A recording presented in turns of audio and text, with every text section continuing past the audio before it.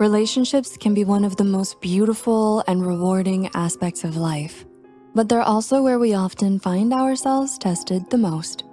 If you're watching this, you're probably someone who values connection and wants to grow, not just for your partner, but for yourself too. Whether you're in a relationship, navigating life after a breakup, or if you're single and are simply curious about love, your desire to improve is commendable. So how can you actually become a better partner for a happier and healthier relationship? Let's get into it. Examine yourself. Before trying to fix the relationship, take a moment to look inward. Honest self-reflection is key. Ask yourself, and if possible, your partner, what am I doing well? And where could I improve? Maybe they feel unheard or that you're emotionally distant. Don't brush off their complaints. Work on them. For example, if they've said you don't seem fully present, that's something to focus on. Think about how your actions impact your relationship. Self-awareness is where transformation begins, and recognizing areas you need to work on gets you halfway there. Embrace your partner's flaws. Nobody's perfect, and that's okay. Accepting each other's imperfections is a big part of love, even if there are things you'd like them to improve. According to relationship experts, our partners often trigger our own unmet needs. Acceptance isn't about ignoring everything. It's about showing empathy while encouraging growth. For example, if your partner is always running late, instead of just getting annoyed, you could suggest a solution. How about we set reminders and leave 15 minutes earlier next time? This shifts the focus from criticism to teamwork, so you're handling it together. You don't have to love every habit about your partner, but you can definitely love them while encouraging each other to grow. Communicate openly. Ever been upset with your partner, but they have no idea why? Yeah, those supernatural powers we wish they had. However, as relationship expert Esther Perel points out, your partner cannot read your mind, so tell them what's in your heart. Be open about your feelings, needs, and insecurities, even if it's uncomfortable. For example, I once worked with a couple where the wife felt overwhelmed by chores after becoming a stay-at-home mom.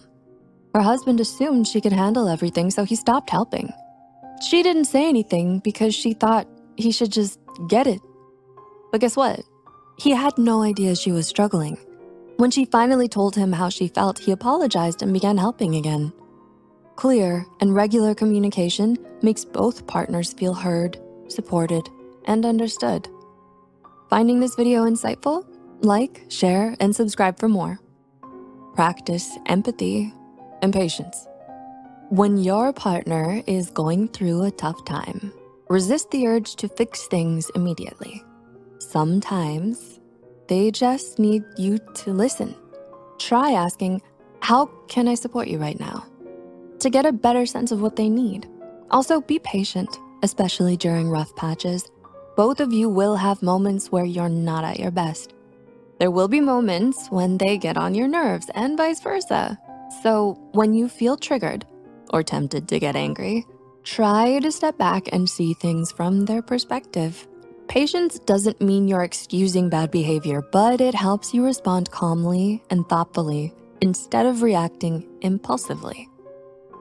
Master emotional regulation and conflict resolution. During conflicts, emotions can easily take control, but learning to regulate them is essential for resolving issues healthily.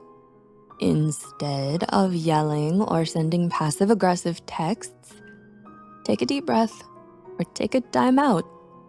Yeah, they work on adults too. This helps you come back to the conversation with a clear mind, ready to resolve the issue calmly. When you do talk, aim to find a solution that works for both parties rather than win the argument. Remember, it's not just about what you say, but how you say it. Use a calm and respectful tone.